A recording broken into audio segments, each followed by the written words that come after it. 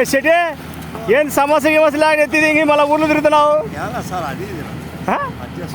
అది కూడా అంత రౌండ్ వేసి వచ్చావు కొత్త వేడు ఏంటివి సిగరెట్లు బీడీలు. ఓకే ఓకే ఓకే అట్లా పెట్టినావు అయితే.